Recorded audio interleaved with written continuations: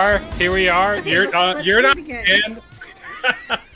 It just doesn't have the same zing the second time. Something's different. I have been told that twice in my life. The first time was when you were first born. You're Yeah. not Dan. Yeah, exactly. We're going to change that name on the birth certificate.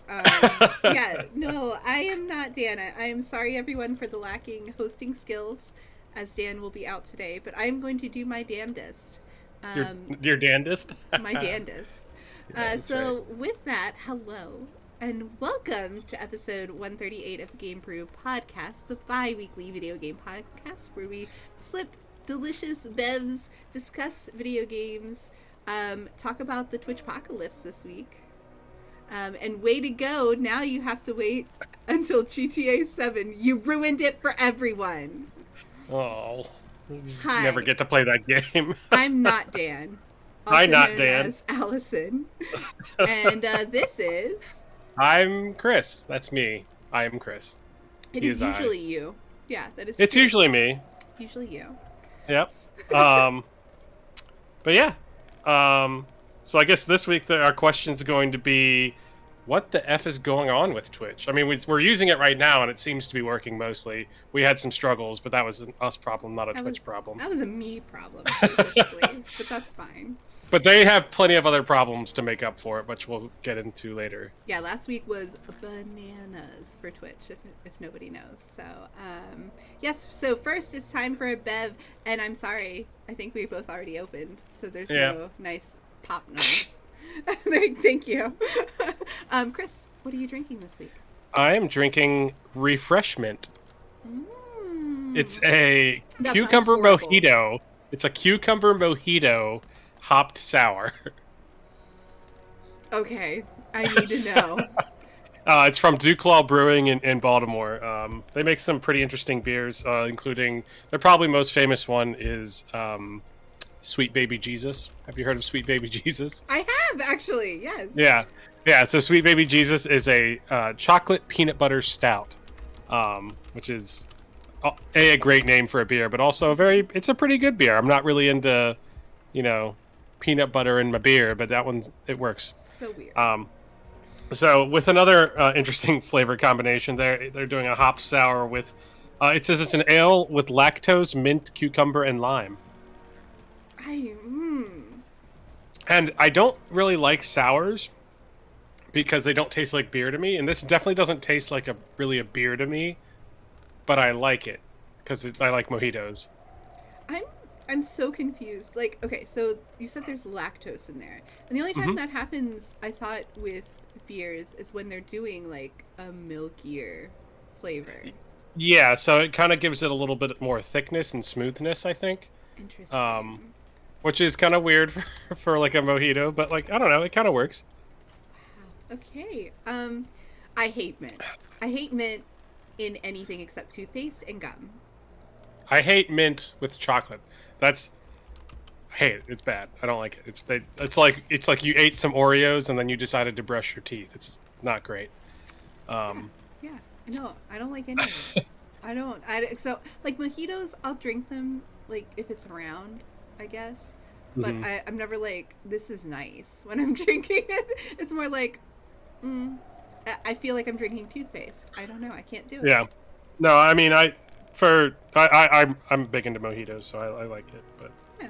Well, hey, to each their own. I know my taste buds are very weird, so I accept that. Speaking of weird taste buds, what are you drinking? Grace says they just take pure lactose and pour it while they cackle. Yeah. I mean, isn't that just like, what even? I mean, I know lactose is like milk sugar, but like, does that mean it's just like condensed milk? What, like? I mean, that's the thing. Like, it's not even. It's just flavorless at that. Like condensed milk has a flavor, and I think when you break it down to just it being lactose, you're getting the milkiness with nothing else. Well, I assume it also is a sweetener. Is it? Like it's milk sugar, like fructose and sucrose and so it's like a all the other oses. milk. But yeah, so I'm looking at lactose powder, and it looks like just cocaine. Good, great. That Great. is probably what it is. There we go. We've solved the riddle. It is cocaine. That is it. And I'm just drinking Mike's Hard Lemonade Blackberry Pear. So. Man, they've come a long way since just the regular lemonade. I know. This one's a seasonal. It's actually like one of my favorites. Blackberry. I mean, that sounds pretty good. Mm-hmm. I mean, I'm not like a big Mike's Hard Lemonade guy. Not to say that I'm like totally against it. I'm man enough to admit that I drink my fair share of White Claws and other such similar drinks. So I think what's good about this one that some of the others suffer from is it's sweet. Let me be real. Like, it's still a Mike's Hard Lemonade, right? It's still sugar. But the blackberry is blackberry's one of my favorite flavors in general, and then the pear just kind of lightens it, so it's not so cloying, I feel like. So it really kind of gets more like drinkable. It smooths out the tartness and a little bit, and yeah, and it takes down some of the sweetness, because pears are sweet, but they're not like sweet. Well, it depends on how ripe it is, but also True. I'm gonna go out on a limb here and say that pears are like underrated. They are underrated. You know, like you have like your top tier like peaches, mangoes, apples. I think are up there. I guess bananas. I don't know. Pineapple definitely. And then like pears are kind of like pears and plums are hanging out below. You know, like the kind of unsung heroes of the fruit world. I think it's because they're more complicated to work with. Hear me out. The only desserts that really use pear and plum are going to be like very ritzy kind of desserts, right? That take a long time. Like what's it called when you take a pear and you like boil it for hours in a simple syrup and then it's caramelized. Anyway, it's some certain dish, and it's literally just a caramelized pear at the end of the day. I feel like I've heard of what you're talking about, but I can't remember what it's called. Right. Usually when I think of pears in a dessert, it's like a pear tart, which are just delicious. Yeah, but they're subtle. You have to be very careful when you're cooking with them, because you can use them be careful. Careful. Oh, that's a good one. Ian would be proud right now. And plums are the same way, where they're really flavorful when they're super ripe, but they don't cook into a flavor very well. They get lost. Well, I associate them with like a lot of I guess Asian food, because there's like pear sauces. Like isn't hoisin sauce made of pear? Did I make that up? You could have made it up. I believe you. I'm going with it's a Game Brew fact. Grace said about lactose, it's added after the fermentation process, so it's like a condensed sweetener taken from the milk that adds the sweet to thicken the beer. So look at that. Now we know. Hoisin sauce does not include. I was like, I don't know. Sounds good to me. I don't know. I was thinking, I guess plum sauce. Plum sauce is made of plums. That makes sense. For sure. That one I can get with. But yeah, Gray, that was some nice details there. And, thank you. We appreciate our I do. Keeping us honest. He probably would have checked us on that plum reference that you made too, if he had the time. But yeah, no. So I love this. I think it's very, very good. I wish it wasn't seasonal. It would be the one I go to all the time. I'm cleaning out my fridge, by the way, so that's why I'm drinking this. Are you just gonna get like into the deep back to find all the treasure? I literally scrubbed my fridge because I am moving, and which you know, but not everybody else potentially knows. So I just scrubbed it out, and I have like a whole. It's really funny. I've thrown away all the food, right? Because I don't want to bother with moving anything. And I was just like, it's mostly sauces and stuff. Most of that's gone bad. So I'm cool with replacing it. But then I was like, I kept all the alcohol. So it's just a fridge of alcohol, because I have like a honey mead I got that I haven't got to try. Well, yet. I mean, most meads are honey. Are they? I don't even know. I know they mostly are. Are they all? I know that one's. Yeah, I mean, mead is honey wine. See, I didn't know that. I thought mead was just a special way of making a certain kind of sugar wine. But that's interesting. Okay, good to know. See, I'm learning things. That is a fact. I know that one. So I have one of those in the fridge that I haven't gotten to try. So I wanted to make sure to keep that. And then I had a bunch of mics and like just random stuff that I've picked up along the way, making all the drinks I've made for the podcast. Like I poured out a bottle of blue curacao because I'm like, I don't even know if this is good anymore because there's a lot of Probably sugar in okay. that. I was 50-50 about it, but I just dumped it because it was halfway gone. And then vermouth, which I've only used for one drink. I was like, Was it those martinis we did that one time? Yeah, literally. Yeah, I think I also still have some vermouth, and I think it goes bad pretty quickly. But, I think so too. So I was like, okay, down the drain. We'll just get another bottle. Gray sent me a really nice mixer set. And you threw it away? No, I haven't. No, I'm keeping it. No, this is to say I'm going to get more skilled in drink making on the podcast after I move. So we have a little guide on some stuff, and yeah, I'll do some more fancy things. But okay, sorry, we're tangenting. This is bad. It's really what the game is all about. I know, that's our favorite thing. So Chris, what are you playing to try to get back on track? So I was in Germany for a little over a week. I went to Nuremberg, Cologne, and Frankfurt. And I kind of got into especially in Nuremberg, there's like castles, and it's like a really old walled city, and it's got a ton of history. Some good and some bad. And it got me in the mood to like play like a medieval style RPG, and the only one that really kind of fits the bill is Kingdom Come Deliverance, which I think I've talked about, but it's been a while, like maybe 3 years ago or something. Yeah. So this is like I'm almost going to call it a hardcore RPG, where like you basically start as a peasant and you are bad at everything. Like literally everything you try to do, you are bad at. So like it's a very distinct, like when you start getting levels, like you might not feel it like immediately with each level, but like from level 1 to level 10, you're gonna feel a huge difference on the way that you like swing a sword versus, or like shoot an arrow or different things like that. Mm-hmm. And it's set, I think, in the Czech Republic in like the 14 or 1500s. So it's still part of the Holy Roman Empire, which is what was also in Germany at the time, and so it's kind of scratching the itch of what I was feeling. I was actually thinking about it when I was there, that I was like, oh, you know what, I should go and play Kingdom Come Deliverance again with some more context, I guess. That's cool. Yeah. I remember you kind of talking about that one, but when you were describing it now, I don't know if you've ever seen these ads come up for mobile games where it's like, you're a level 1 peasant, and like you can't, it's ridiculous, and level like, 500 Mission Slayer. It's like so come and level yourself up to that, and that's all I could think of when you were like, the peasants can't do anything. No, they're so bad. Oh, like, no. Yeah, and like you start out with like no armor and stuff, and like armor is actually really helpful, and it's I don't know, it's cool. Very cool.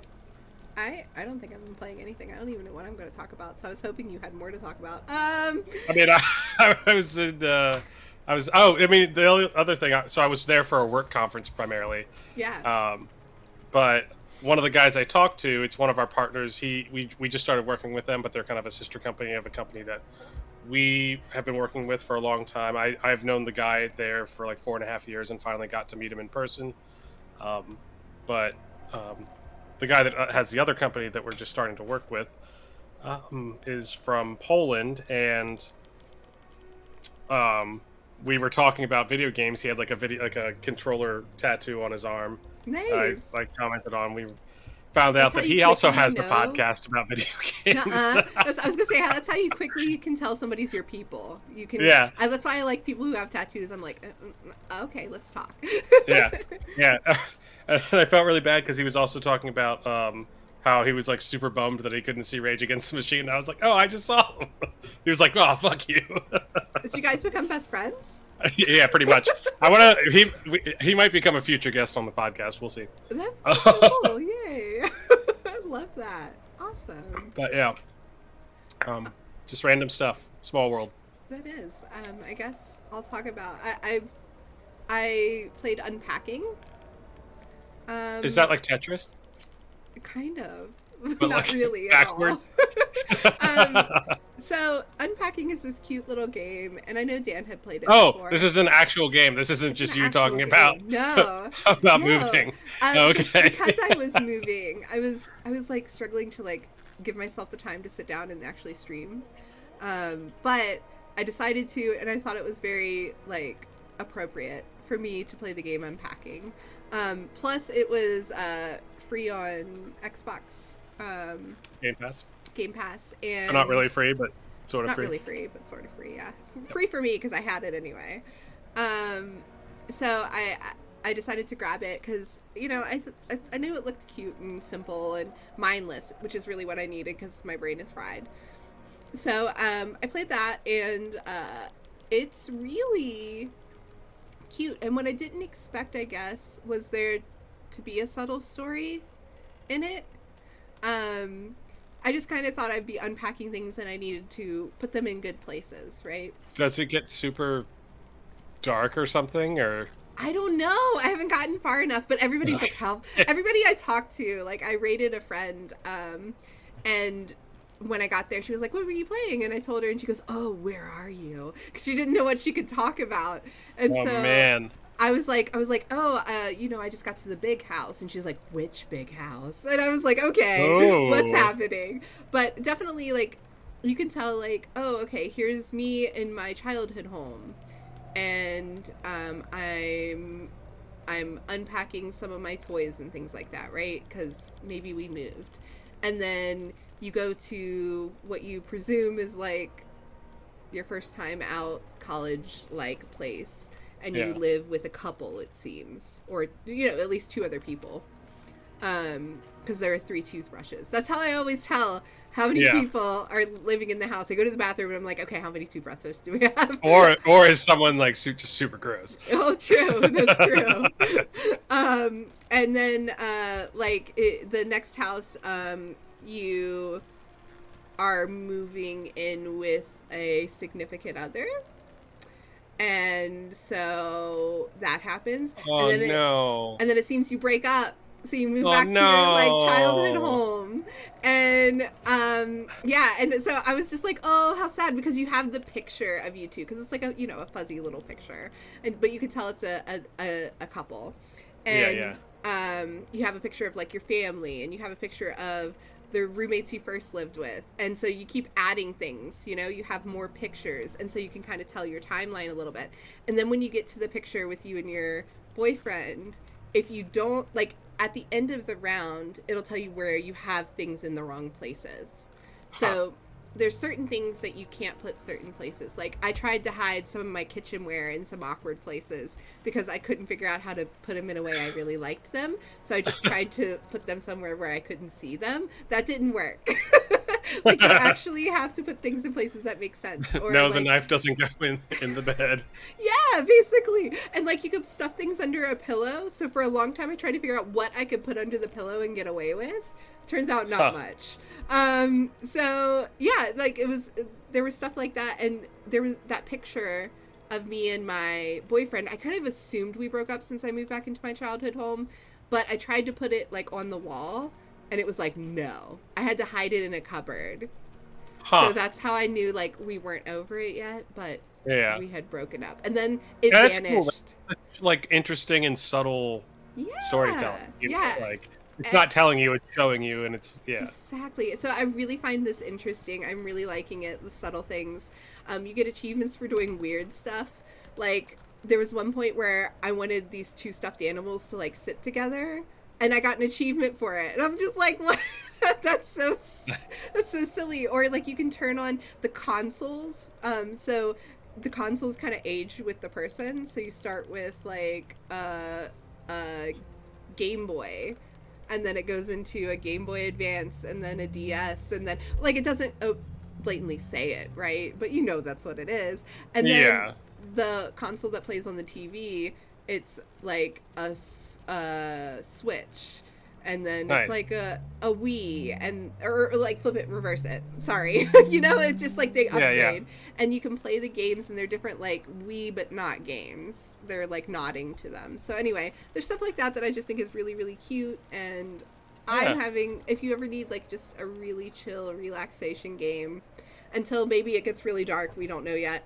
I mean, it felt like it got a little bit like sad at least. Yeah, it was a little sad. So I'm just not sure where this is going to go. So yeah, right now, like I said, there's more to the story, but I don't know how much I want to ruin for everybody. I know Gray watched it, so I don't feel bad ruining it for him. But I don't know if you ever have a plan to play it, so I'll hold there. I mean, maybe it's. I think it's a. It looks like it's made by Humble Bundle, or at least released by Humble Bundle. Nice. Yeah, I really suggest it if you just want something chill. I'm enjoying it a great deal for what it is. I know it's very simple, but I really want to know what happens next in it, because after that, like, you get rid of that picture. It doesn't move with you to the next house. That's how I knew we were over it. And then, that's nice. And then you move forward. So yeah, I'm excited to see where this goes from here. So that's really cool. That sounds fun. So I guess we'll get into our topic today. We're gonna hit Twitchpocalypse. Is our So subject. I mean, I wasn't paying probably as close attention to it as you were, but I did hear some of the things. It sounds like it's been pretty crazy up in Twitch HQ recently. Yeah, so it's been a lot. I don't even know how we dive this and hit everything in an appropriate way and only do a podcast about it. It was 1 week of things that felt like a month of drama. Like, it's just been compressed. Yeah, a whole crazy series of events in the last week that involve Twitch. I mean, not all in the same ways, obviously. Some of them are creators, some of them are Twitch themselves, the company and the direction they're going and some choices they're making. So we'll just try to tackle the pieces we can. I'll do it kind of, I guess, in the way I outlined it to you, Chris, where we're a little chronological in how it happened. So whatever you feel good to talk about, you can kind of jump in on. I'll just give some information and kind of opinions, and we'll do it like that. How's that sound? Sounds good. Okay, so take me on this journey. Literally, I'm going to give dates because it's hard to believe this all happened in a week. And we'll start with something that happened September 17th. So it was like that little catalyst thing of this happened and then everything imploded from there, because never had there been, I would say, a scandal quite as obvious and admitted related to Twitch and a streamer as this one. There's been a lot of things I'll say in the past with scamming and Twitch streamers as far as like just using their influence over their audience to promote questionable things. Sure. That has really been where the scamming idea has come in with Twitch. That, and like I know that there's like CSGO scamming kind of involved in Twitch stuff too. I don't know exactly how it works, but I know that's a thing. Yeah, and some of it with that, was it like, no, that wasn't. There have been a couple things where it's like some scammy, like questionable, like marketing with CSGO, or what was that? Maybe. I mean, I know most of it was like gambling / scamming. Yes. Okay. So it was the loot boxes or whatever. I don't know what CSGO calls them. They're the gun skins. Gun skins. There you go. So yeah, that was something. There have been a lot of Twitch streamers who have like promoted cryptocurrencies that have rug pulled. And different, and probably like pump and dumping too. Exactly, pump and dumps, those kinds of things. And what's the other thing? Not crypto, but the digital images. I can't think of the names of them. But those things, the art. Yeah, I know exactly what you're talking about. I can't think of it off the top. Yeah, it's okay. Everybody NFTs, NFTs. Thank you. So those as well. Those have been really the only things related to scamming and Twitch up to this point. But on September 17th, this streamer called It's Slicker, he wasn't the biggest streamer in the world, but he was up there, right? He had a decent following. Not as big as us, but you know. Yeah, I mean, could they be? Aim high, everyone.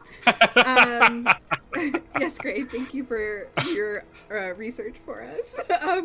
But yes, so he admitted to scamming over $200,000 And he wasn't just doing it to listeners; he was doing it to other streamers. So because he some of the upper echelon streamers, like, they kind of get in because they game with certain people, or they get a respect around the Twitch community, and so they get in with a lot of people. Like Hassan Piker, for one, had given this guy money, who's a huge name for sure. And there were definitely other ones too. Like, he had a mod who has cancer and was literally saving her money for her cancer treatments, but this was somebody she considered her friend, who sent her like a crazy video message saying, I'm in so much trouble, like, there's all this tax stuff that's coming back on me, I don't know what to do, like, I have to pay this by this time or I'm going to go to jail, like, could you just help me? I'll pay you back. And that was one of the many. Like, his story developed as he went on. It started small, and depending on who he was talking to, he knew how much he could ask for that they would give him. So, like, some of his random followers, he just asked for $100 or $200. And then there were people like this mod who he knew he had a friendship with, that he had hung out with this person in real life, and he knew he could extend it a little and press on that and ask for more money. And Hassan Piker, he could ask for more money. And, depending on the level of what he thought he could do, he would say different things. So he did this to, like, his fans, mods, people from his Discord, other streamers, other big name streamers, and nobody mentioned it to anyone, and that's how he got away with it for so long. So he was asking, because no one else was really talking about it. They were they thought they were the only person he was reaching out to, kind of thing. He acted very shameful, and he was like, this is so, I hate that I'm doing this, I hate that I have to do this, please don't mention it, kind of thing. And people believed him, of course, because who's this evil? And so, they wouldn't talk about it to each other, and they would just do this out of the kindness of their hearts. And it was you said he was disabled? He is disabled? No. Oh, I'm sorry. I thought you said, the mod. No, the mod that he was, he asked for money from, had cancer. And was going through treatments, and, like, gotcha. Okay, sorry. Had this little nest egg of money in case of, and he, like, took advantage of that. But no, he says he has a gambling addiction, which is real, sure, okay? Yeah, like, gambling addiction is a real problem. It's just like alcoholism or anything. It honestly sounds like he was, like, he was addicted, like, he literally was addicted and like, couldn't control himself. And Right, and that's what he said. He was like, it started with me really intending to pay people back. I never intended to not. And do I believe that? Yeah, because I think when you're in something that deep, I think you're delusional. And I think he thought, oh, I take this money, I especially flip as a gambler, like, it's gonna flip my way at some point, Right. So he was like, I'll just flip it, and then I'll be able to give it back. So now he's racked up this debt, and he claims he's going to try to pay it back. But all this really there's a couple of things I kind of wanted to touch on. So, for me, I don't think the addiction excuses the behavior and what he did to other people, for sure. I think it explains the behavior. Yeah. He still did it sounded like he, thing. like, it sounded like he got to the point where he couldn't control it anymore, and he just kept digging himself deeper and deeper and deeper, and just couldn't get out of it. And I think he was shocked at how easy it was. Yeah. How easy it was to do this. Do you know what kind of gambling it was? Like, was it like? It was a gaming, like, online. Yeah, it was a gaming related, which was part of the thing. Like, he never did it on stream, so nobody even knew. Oh, okay. So he was just a streamer who would play, like, Fortnite or something. I don't even know what he played. But he would just play, like, generic games, and then when he wasn't streaming, he was playing all these gambling games. Oh, man. So it was a really hidden thing nobody had any idea about. Which is kind of another thing with these gambling streams, but we'll get into that with the second part of this. So definitely horrible thing. I'm glad he's owned up to it. I think that's kind of shocking that he went and just, like, admitted to it openly before anyone even accused him. That does show to me that he feels remorse, which I think is at least good. Right. But yeah, he still sucks, and he doesn't deserve a platform anymore. And I hope that's it for him. I'm sure it is, and I hope he does. The only problem though is if he doesn't have the platform anymore, he can't really pay it back. No, not unless I guess he gets a different job. But like, I mean, people. What's going to pay him $200,000? You know, like it's true, and that's kind of the thing. Like people who have the power and influence and can manipulate and have a tendency to be able to manipulate. Them having that kind of platform is scary, but of course it happens. Like that's kind of the big social media problem and why these things happen on YouTube, on Twitch, on whatever. You hear all these stories about like X doing X to manipulate a situation because they've gained popularity, and narcissists are going to like flood to those kinds of platforms. So you're going to get the good with the bad, and it's really hard to tell the difference sometimes. But yeah. I hope this is a good wake-up call, and I don't know. All it showed me is that the Twitch community is as kind as I thought it was, because like the Twitch streaming community, I think. Yes. I mean, I think that obviously there's probably bad, you know, not great. Oh, of course people. there is with everything. I mean, obviously, because but also like. I mean, with any internet community, it can also just be not the greatest sometimes. So yeah, it is cool to see that. It is cool to see that, and like from this, also like a bunch of streamers have done some like donation related things to pay back the people that he did this to. So I thought that was pretty cool. Beyond everything, and just kind of showed me some of the people like Hassan Piker who didn't need to give somebody the time of day. It was kind of shocking that they even would do something like that. I don't know. Kind of interesting to me. It would also be kind of cool if they contributed to like addiction like stuff. Yeah. You know what I mean? Sure, like, especially if they go over what they need to pay back, that would be very cool for sure. Yeah. To do. Yeah. But yeah, hope he gets help. Hope everybody gets the money back that they deserve. And he still sucks. In my opinion, he still sucks. Yeah. So with that, a bunch of big streamers, Devin Nash, Pokimane, Miskiff, called out a lot of the lax standards on gambling streams that the site has in general. Now, like I said, he never streamed on Twitch with gambling. Right. Which is interesting that This was something they've always platformed about. This was just a good opportunity because it was in the media. It was really negative. So these people really leaned on that and said, look, now's the time. I've been talking about this forever. Gambling should not be on the platform. Even though it wasn't. Right. Is like opening like Pokemon card packs considered gambling? No. Okay. They are talking about the not like a chance. They're talking about. I mean, it's kind of gambling. They're talking about promoting websites to audience, especially an area where young people are on the platform more so than people of the age that can gamble. Promoting these specific websites that are gambling websites. That's what this stance is about.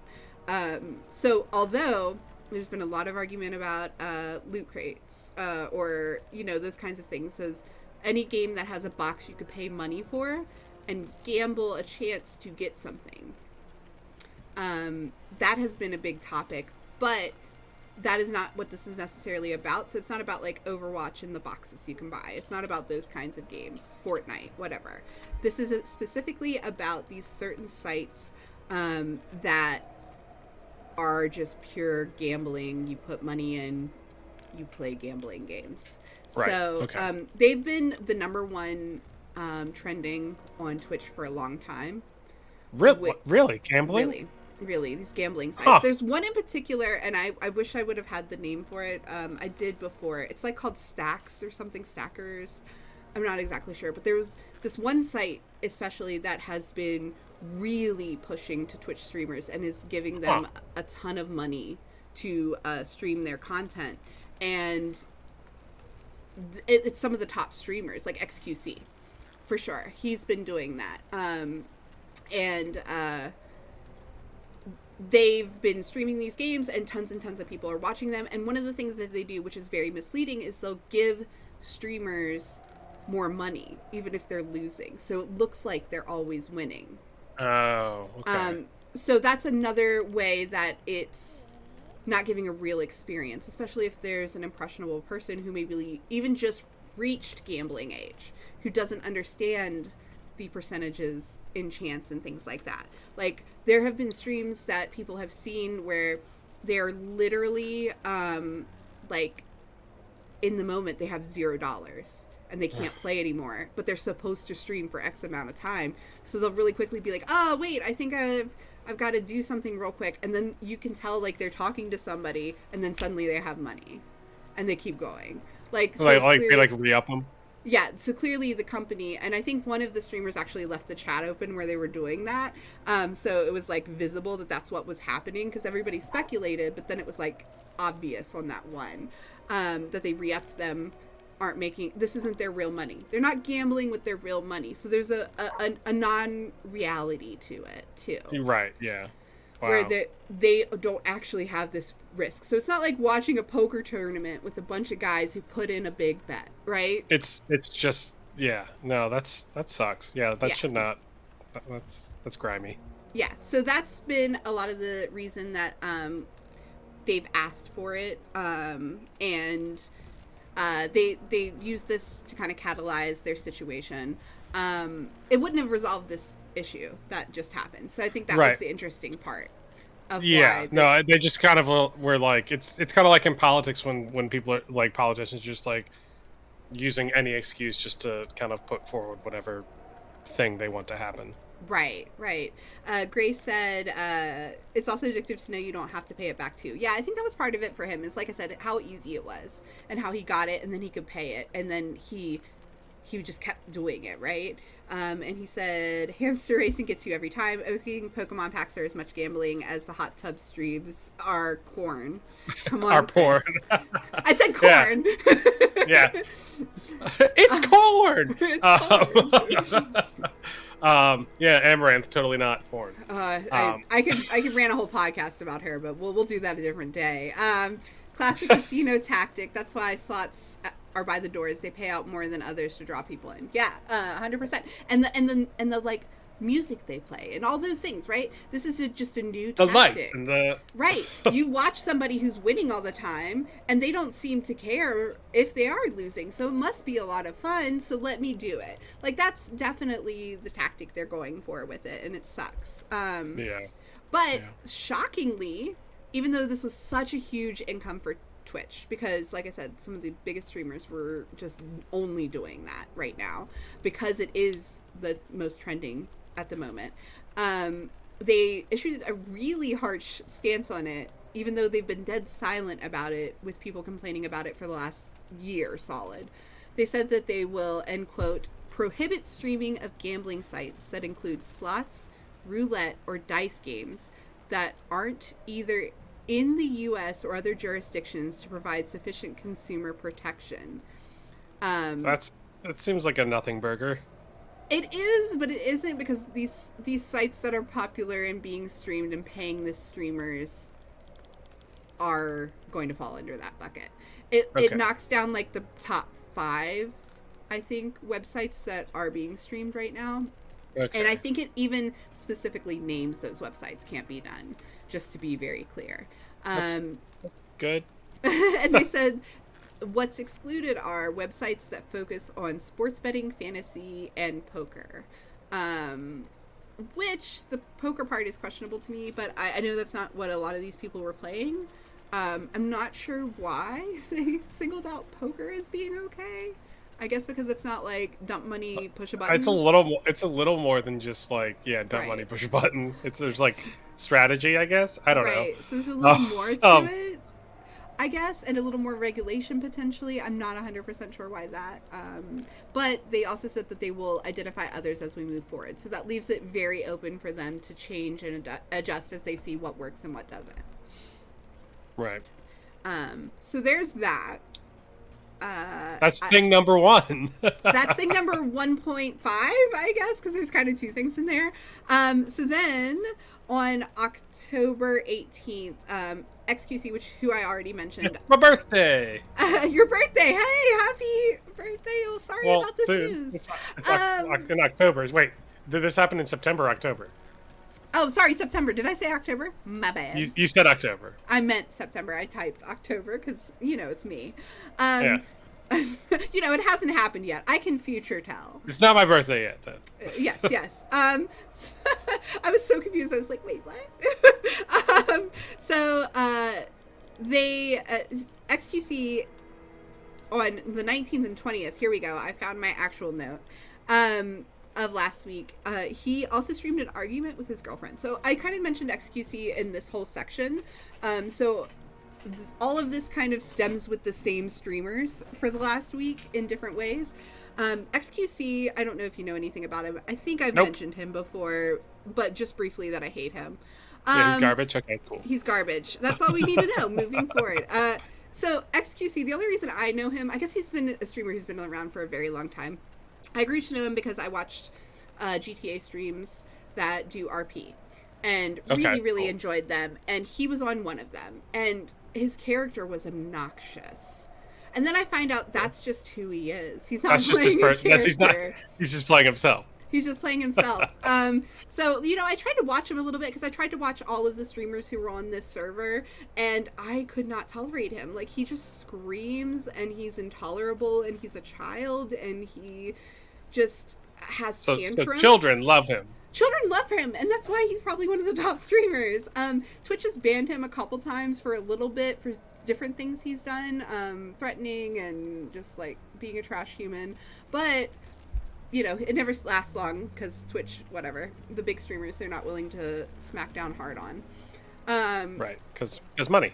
Yes, because money. And then he plays into the Chad Toxic style. Yes, Gray, for sure. That is a good way to describe him. So he was dating a streamer named Adept, and they broke up. And sure, that happens, no big deal. But they decided to Twitch stream an argument for everyone. Did they both decide this, or did he decide this? No, they both decided this. I don't know why. I don't know if it was like not planned to go this way or what.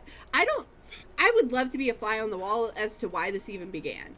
But they were in a voice call on stream, and it just spiraled into this horrible argument about how they broke up. Because they're both like very public figures, and I guess they felt they needed to make a statement. I've seen this a lot of times with YouTubers. Is it because a lot of people shipped them?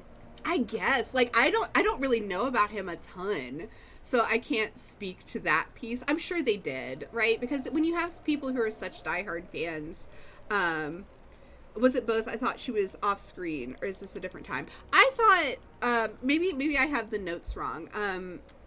They weren't both streaming, but I thought like she knew he was streaming. I didn't think this was a thing where he was streaming and she didn't know it, I guess is what I mean. Regardless, it's still kind of weird.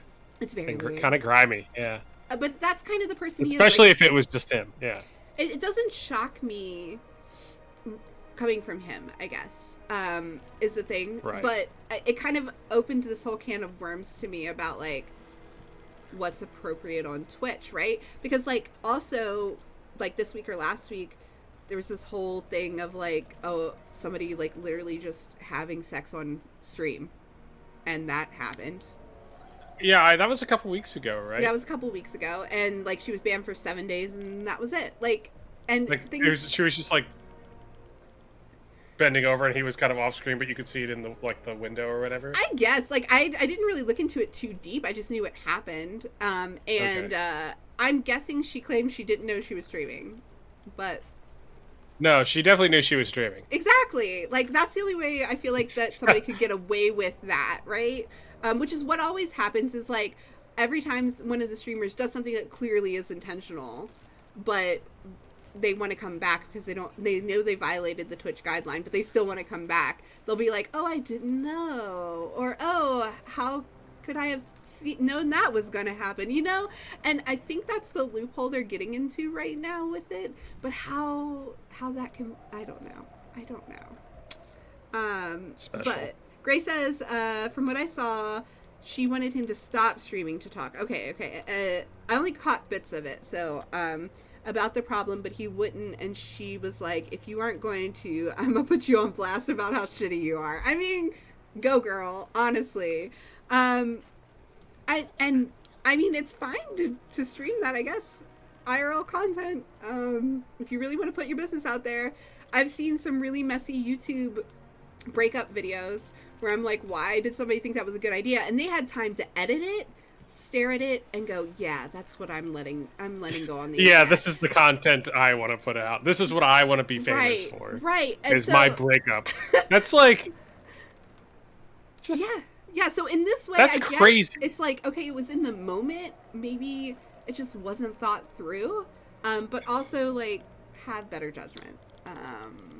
Or maybe anyway, it's like, you know, maybe if I get anything out of this relationship, at least it's money. I don't know. At least it's clout for showing how shitty you are. Maybe they'll follow me and stop following you. I support that, because honestly, nothing he's ever done, I think, has told me he's a good human. So I'm cool with it. Everything I've seen, he's just been really shitty and really, like, negative to other streamers, and I'm not here for it. So good on that in a way. But that happened. And then Miss Kiff, who was one of the people who really hit on this gambling issue, because he was kind of protesting so loud about how wrong it is, people kind of decided to take this opportunity to slap him for things that have happened in his past that he was wrong for. So he got some essay allegations. I guess this is Twitch. We're not getting monetized. I can say sexual assault, can't I? Sexual assault allegations from basically somebody he lived with had essayed a girl, and then essayed? Yes, sexually assaulted a girl. Essayed. Cool. Sorry. It's my, like, context is, like, censoring me, and I'm like, I don't think I need to censor, but it's habit. So he had done that in 2 ways. He had sent very, like, sexually charged messages to her that she did not respond to, and then when they were together somewhere, because I guess she also was an influencer to some extent in the Twitch community. I'm not 100% sure on her role, because I don't really want to, like, put her out there, if that makes sense. So I'm trying to keep that as unknown as possible. But the allegations were against Trainwrecks TV, which was Miss Kiff's roommate and, like, one of his best friends. So this guy sent these messages, she didn't respond, and they were at some party, I guess, and she got really drunk, and then he took advantage of his situation while she was passed out. So that all happened, and basically Miss Kiff, like, DM'd this girl and threatened with his power that she should silence herself because it's going to look very poorly on her being around this social group any longer, and how that can negatively impact her in the future. And a bunch of other, like, nasty things that he said to her about it. So that was something that happened. And then another popular streamer, Ice Poseidon, which I've heard of him, don't know a ton about him, but I do know he's very popular and a lot of people love him, had also shared messages he had from Miss Kiff, saying, like, racial slurs and gay slurs, just all over the place, which he apologized for and said that he was just trying to be edgy, and there's nothing he can say that makes it okay. I mean, I agree with the second part that there's nothing he can say that makes it okay, but right, yeah. Okay, so that was also something that happened last week, and then tons of drama with lots of different content creators. Yes. But wait, there's more. So that's when Twitch starts getting directly involved in this whole debacle. And Gray also said, Chris is right, becoming more politics with them starting drama with bad behavior and playing the victim, like to negatively impact my foot up those people's asses. Yes, I mean, me too. This is the only way I can, right? So that's why I like to bring it up. And with all of our clout, you know, this is really going to be right. Our big old foot up. Our tens of viewers are going to feel the same way and know about this now. And then, so the Bloomberg News decided to release something, which, I mean, I think this is a trend that exists in all social media avenues online that children are a part of, and I think it's something that isn't really addressed enough the way it should be. I think, like, at this point, everybody should know it happens, and I don't know that people are as aware, like parents are as aware and really involved in the way they need to be with it. So I just want to mention it as a thing. There's nothing to say about it because it just sucks. But the Bloomberg News posted that they had researched and found statistics that up to 279,000 children were targeted by predatory accounts on streaming platform between October 2020 and August 2022. Which is awful, and Twitch should probably be like I don't know. There's like pretty easy access to minors, like it's to underage people, and maybe one of the things they should require is to be not a child predator.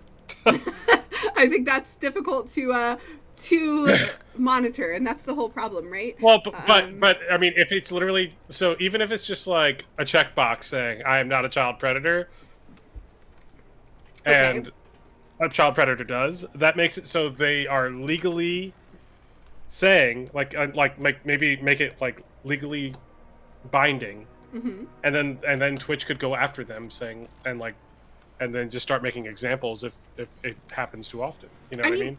They can do it anyway. It's just it's a very difficult place to prove, and it depends on the level. Well, and I think that when you sign up for Twitch, do you have to like enter any legal information? Like, I mean, you who agree you are as a and person. Conditions. If you're a streamer, yes. If you are not streamer, no. Okay, and the people that are targeting aren't streamers? I'm assuming? Like, what I can say is, like, I've had weird people in my DMs on Twitch. And really, there's nothing that connects me to who that person is. And there have been a couple of times where I'm like, do I know this person? Are they... Because it felt stalker-ish, right? And so I tried to, back research anything I could about who is this person and are they stalking me? And there's really nothing out there. And they could have, this could be, there's a term for it, but like a fake account. There's a specific term that is used for accounts like these. Not catfish. Not catfish. It's like an empty account. I can't remember what they're called. I'll think of it when I don't need to know it. But it's like one of those accounts where there's just nothing there. There's nothing attached to it. This is just an empty account somebody made with no data, no information, no posts on anything, other than them clearly going to a bunch of different female streamers. And that's all I can find because they had commented on some Twitch posts that I could see. Or not a bot account, not a shadow account. Yeah, you're getting there. You're getting there. Yeah, I know what you're talking about. A lurker. A lurker? A lurker. No, because lurkers are fine. They're just people who watch and don't feel like talking. And they shoot spikes out of the ground. They're great. This is just this is a person who clearly doesn't want to be identified. That was a StarCraft reference for those. I caught it. The uninitiated. I'm saying for the uninitiated. Okay. But like for me, it's like I can tell this is an intentionally empty account, and this isn't maybe their main account, but this is the account that they're using to be weird. and send like things that try to manipulate and try to like make me feel a certain way about a situation and feel bad for them, and it's different. So those accounts exist, and those are going to be all over the place on all different social media platforms. And the hardest thing about this, and they don't say it in this article, because Bloomberg is just kind of like grabbing the data, but Bloomberg's kind of tries to usually just state facts and not try to be most of the time. What's really happening is I almost guarantee it's not happening on Twitch. Twitch is the place they're connecting, and then they're being like, "Hey, let's talk on Discord or something." Like join my Discord account. Discord, like we say, it's like what we do every day. Yeah, And that's what somebody's doing, right? They're we're gonna end this podcast with telling hey, you join to our join our Discord. Discord. But we aren't trying to groom you. I swear. Oh, why do we have to even say that? Because that's where we're at in the world. But that's what these people are doing, right? They're grooming these impressionable children and being like, let's be friends, let's play Minecraft, let's do whatever you like doing, and then pushing them to a different platform where they can easily get to them. Because Twitch isn't a place where you can do that easily. And so I think that's the avenue, just like YouTube. YouTube is also an avenue for people to get to certain groups they want to, and then take them to a secluded place, because that's what they need. They need one-on-one talk. Right. Because in a group, there's protection. Yeah.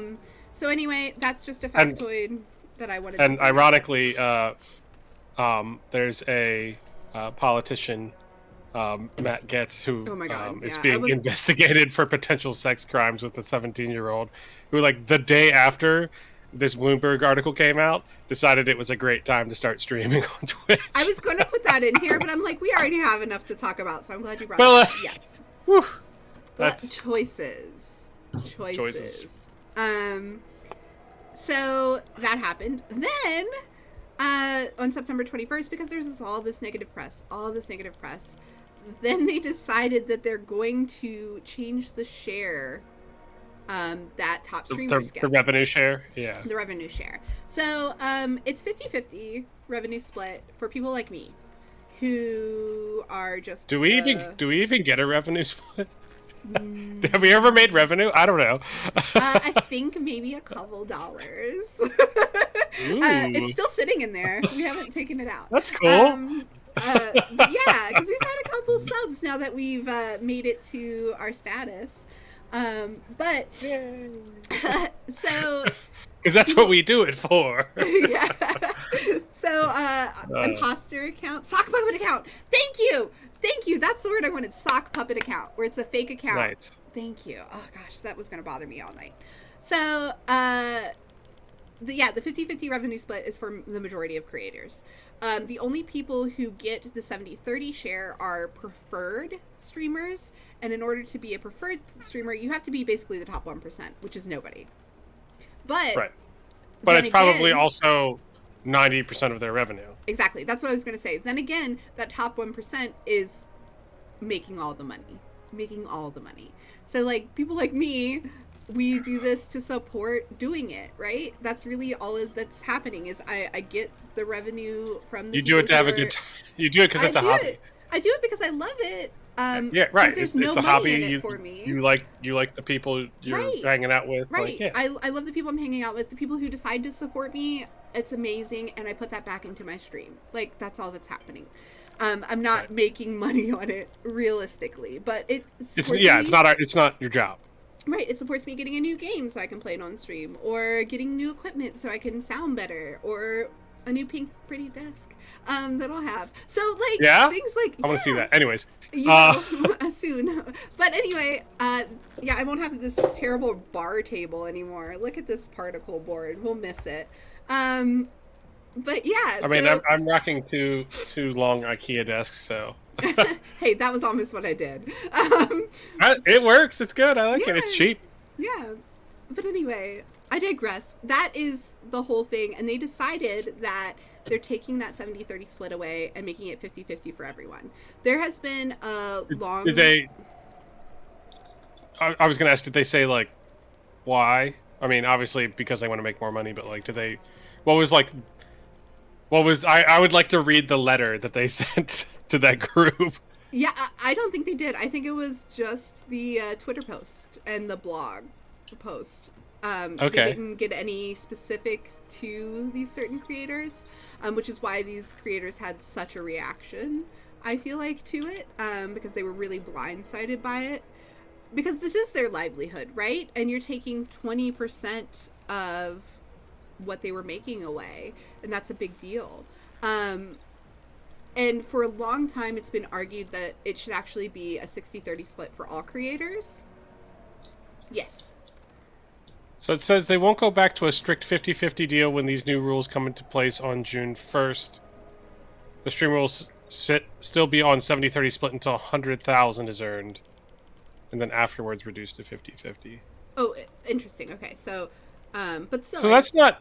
I mean, that's not the worst. No, that's not as bad as it was originally portrayed. But I just feel like they should let us little guys get the 70-30 too. I don't know. I've always thought that. I've always thought it was weird that only the 1% gets that extra bump.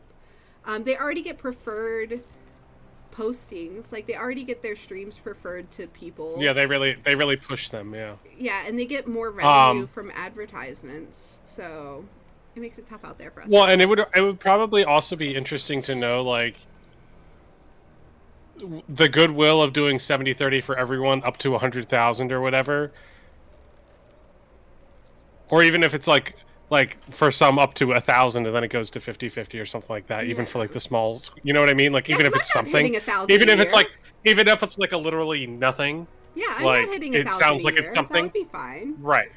And so, like, it would be an easy win for them, and they would be giving up, like, basically nothing. Yeah, because that's always been kind of the big thing, is, like, the argument that Twitch ignores the small creator. And they do. And it's clear with things like this, but... What's interesting is also the Twitch sites... I'm reading an IGN article right now. It says the cost for a streamer with 100 connected users streaming for 200 hours a month costs about $1,000 a month for Twitch. And that's one of the reasons why they're doing this. So... a lot of this is very similar to something that I had to do in my job. So, like, I kind of understand where Twitch is coming from. Like, I had to be the one basically talking to my partners and saying, like, look, we're having to change some of this up. This is why we're doing it. It sucked. Because, like, we basically had to have a call with all of our partners and, like, explain why we were doing this and you know, figuring out a way to spin it. So it wasn't bad, and actually in some ways it did improve some things for us and our partners, but yeah, we had to really it was a tough time at my job for a little bit while I had to do something similar to this. So I definitely, like, I don't sympathize with Twitch, but, like, yeah, I get it from a business I understand standpoint. where they're coming from, for sure. Yeah, I get it from a business standpoint, for sure. I definitely think there's better ways for them to balance my existence on the platform with the people like Pokimane, right? I think that is a missed opportunity, because if they would start doing that, then us tinier creators would be able to be more beneficial to them, I feel like. But yeah, it sounds like the biggest problem with this was, like, it sounds like they probably had a board that was like, we need to make more money, and someone, like, figured out, well, if we do this, we're going to make X amount. And they were like, cool, let's do it. Yeah. And they were like, well, no, wait, let's, you know, do it in a way that works. Nope, let's just do it. Let's just do it. And I think this is the catalyst, right? I think they probably were sitting on this for a really long time and figuring out how to do it appropriately. And then all this bad press came and they were like, we're going to lose money. Let's just go with it. And I think, in my opinion, that's why it was launched last week. Really? So you don't think it was planned before that? I think it was planned before that. I think it was backburnered. I think they were trying to figure out how to make more sense, and I think it was more of a trigger pull, like, we got to do it now. I think I think there were just, like, stakeholders and people who were like, you gotta fix this, like, this all looks really bad on us, because all of these things are going left, and I think that's one of it for sure. Ragnar said, I do believe they put a copy of the letter sent in the post. Yeah, Chris found it.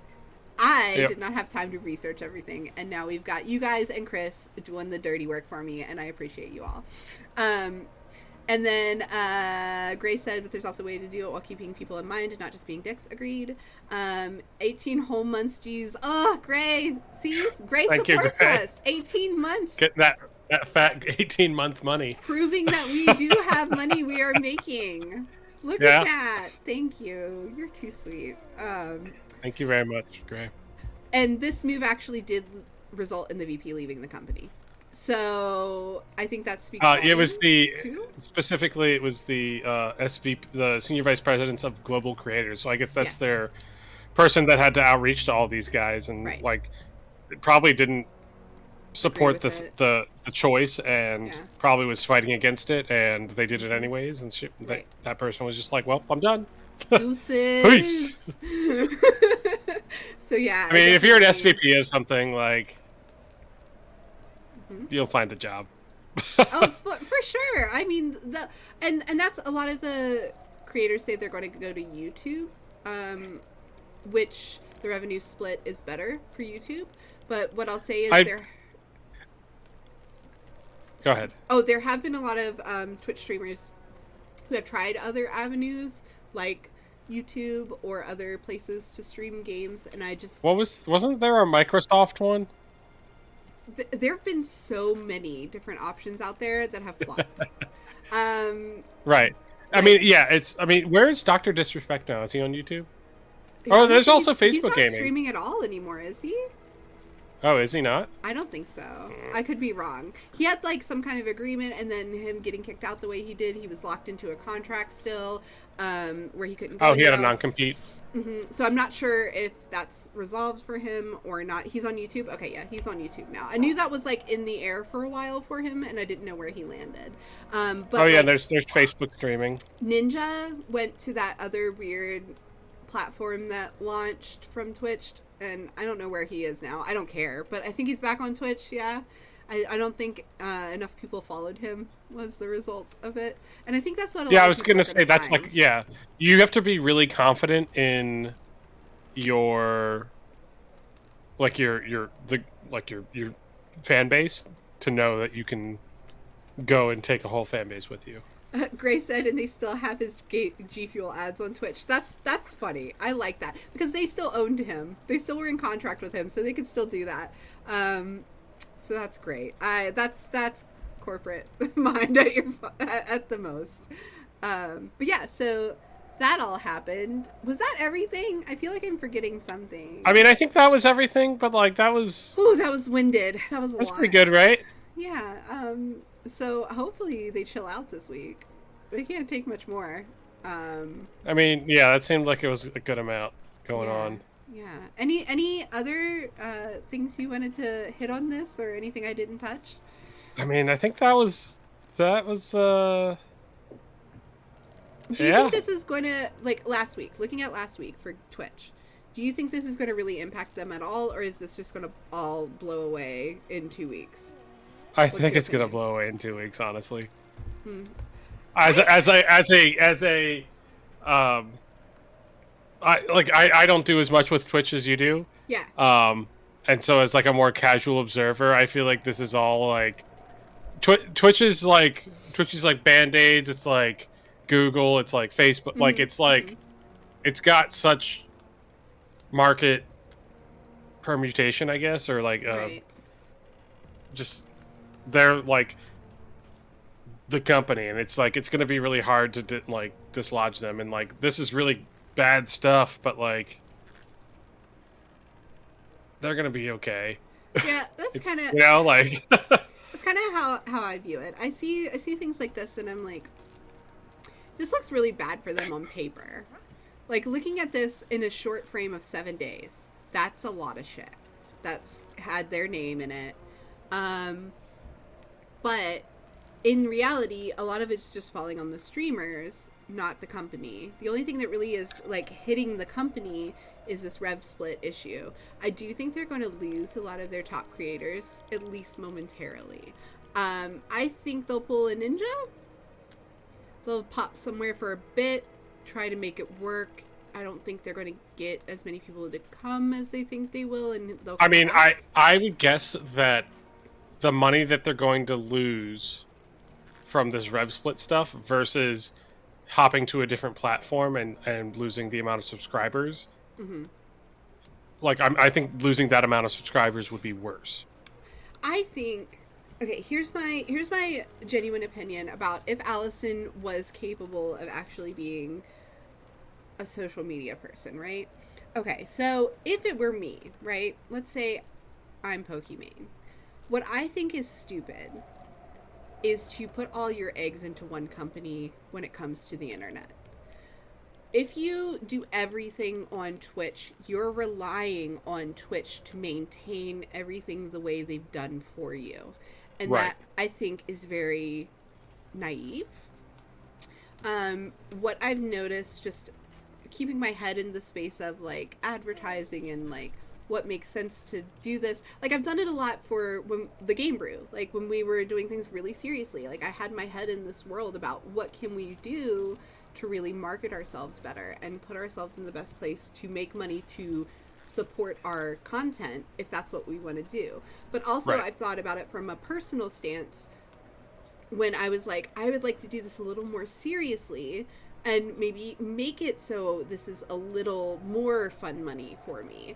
And in order to do that, I really think you have to diversify what you're doing. I think personally you have to do things like YouTube content and do something in a special way that caters to YouTube, and then also do streaming content on something like Twitch, where that's what this is built for, right? It is built to stream to people. And I think the most successful YouTubers I've seen lately, because the ad revenue isn't where it was on YouTube anymore either, and the reach for people and just like the slam down on the content, like the copywriting and things has just been nuts over there. Like if you use the face of someone on a YouTube video right now, they could copyright strike you to say, I don't want my face on your video. And that's kind of weird because that's not what copyright is intended for. But Right. it's just like this really weird gray area that they're working through because YouTube built themselves as a company not really knowing the problems it would see in the future like this. So I think that's where Twitch is now, where Twitch is younger than YouTube. And Twitch is finally kind It's of going through some of the same growing pains. right. Kind of thing. It's hitting that hurdle of like, oh shit, we're a real company. Like, Right. look at everything we've done. Now we have to like fine tune this because we've stretched ourselves into being more than we thought we could. So how do we keep growing and how do we keep being something else? So they're going to go through a lot of changes, I feel like, in the near future. And in order to like secure yourself, I do think people like Pokimane or whoever, they need to make content that makes sense for YouTube. That's not just your streaming content repurposed, but a unique thing for YouTube. Well, as well as streaming on YouTube in the way are you able to stream, like, are you able to send your stream multiple places? I assume you can. No. Not when Why? you're like, so there are things, multi-streams out there that allow that to happen. Technically, I'm not supposed to. Technically, we're not supposed to. Like that's a Twitch thing? That's a Twitch thing that when you reach the level we have where we make money, we sign saying we are not going to multi-stream the same content on both platforms at the same time. Interesting. Okay. We could download this and upload it to YouTube. We could not stream both simultaneous streams. So especially people like Pokimane, I know people who have done it, and they're probably not going to get caught, right? But people like Pokimane will get caught immediately. They can't do that. So she would have to like, I'm going to stream this game on YouTube this day. I'm going to stream this game on Twitch this day. It really doesn't make a lot of sense to split your stream audience that way. It makes more sense to, like, I've seen YouTubers, Jarvis Johnson. I don't know if anybody follows him. He's really funny. Feel free to give him a look, but he's going to be my example in this case. Jarvis Johnson is very smart when it comes to marketing. He went to school for IT. He knows computers ins and outs, but he also understands the marketing piece of things because he's worked on YouTube for a very long time. When everything happened where he started getting demonetized in such a severe way that he wasn't making enough money to survive, he got really scared and realized he has to spread it out more. He can't just rely on that YouTube revenue. So he started streaming on Twitch, and I followed him on Twitch, and the content is completely different. When you watch his videos on YouTube, you're getting a very edited, very professional-looking video about commentary that he found on something. When you go to his Twitch stream, you can watch him making the video, which I thought was interesting. Like, you can actually live chat with him, and you can do those things. He also streams just, like, off things, where he's like, I'm going to watch an episode of Who Wants to Be a Millionaire? Watch it with me. Things like that.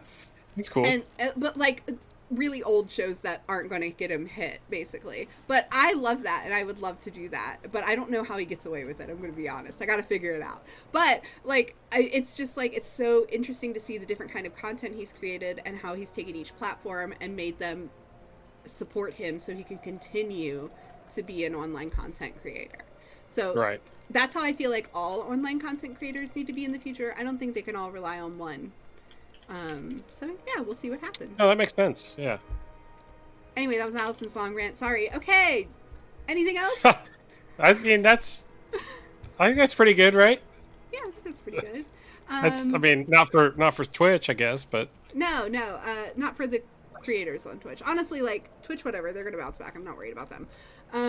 There's I never worry about them. I never worry about them. I'm not even really worried about the big content creators. I think they'll figure it out. I think they're scared if they don't have a backup plan. Right. Sure, because that is scary. It's if this is your whole livelihood and they're changing everything, and you realize they can change everything anytime they want, that's terrifying, right? I think that's more right. what it is. It's not exactly that this is going to hurt them so much. Now that I've heard about the like $100,000 kind of like hit before that's going to change, I think what it really is what else could they do to me in the future? Right. So in that stance, I definitely get it, but I think they'll moving the goalpost kind of thing. Yeah, they'll pivot. They'll figure it out. They'll figure out they need to diversify or whatever. So Grace said something else will happen, and that will be the new thing they will be upset about. It's true. If only they were smart enough to learn from the stumbles of YouTube to improve. You're not wrong. I think that's one thing that Twitch hasn't done enough of, is look at YouTube and what has gone wrong and figure out how to do it better. I think they're just kind of saying, oh, YouTube survived this, which is true. They did. So, I mean, I don't think they're going to be wrong. I think they're shitting on their content creators in different ways. But that's what YouTube did too. So I think they're just kind of taking a page out of that book of it'll be okay. And then content creation is starting to be more of a job market where you have passive and active income on different level than in current job markets. 100%. It really is. It's fascinating. I find it interesting. I don't think I'll ever be able to replace my career with anything I'm doing with content creation. You want to? There was a time I did. Yeah. I don't think I'm meant for an office. I don't. Okay. I don't think I don't have the I really enjoy doing this stuff with other people, but if it's just me, I don't think I could do it. I could. I have trouble just like picking up a conversation with a random person by myself. Yeah, no, I don't. Weird. I don't know, because like I'm like a little bit outgoing, but like only if I know people. You know what I mean? Not at all. So like that's weird. It's no, that's the strange thing. So I'm very introverted. I am not this person necessarily at all in real life. If you meet me on the street, I'm scared. Like that's me. But like there's something about this environment where it's like these are my people. Like these people you already know that you're gonna have some sort of connection. We're gonna have a connection, we're gonna have a conversation. They're interested in the things I'm interested in. We can have this like fascinating debate potentially about topics. I live for that stuff. Cool. I live for knowledgeable people talking to me about things they're passionate about. Nice. Yeah. So that's one thing that I miss is like having guests, because we'd have these people who are super passionate about something come and talk to me about it, and that I live for that stuff. Like I think that's so cool. But yeah, Gray's right. The freedom's the alluring part. So when you think about it, I know it would be a lot of work. I mean, you can think about how much work we've done, and we're a team, right? Right. Well, and just like having like the not strictness, but like just like making sure that you do this every day, and like you wake up at a certain time, like because like you don't have like the like your boss kind of thing, like where like if you don't come in at 9 o'clock that you'll get fired, kind of like you don't have that. You just have to do that by yourself. Which I'm a really good self-manager. Right. Which is probably why I've done so well in every weird job I've ever taken, because I don't need somebody to shadow me. I can figure it out myself. But and for me, it's something that I had to like work. I still constantly have to work at. Oh yeah, and I know a ton of people who are that way, and that was something that kind of drove me to like wanting to do this at one point. But then I kind of sat there, and it's scary more than anything to think that your whole livelihood relies on these platforms treating you right.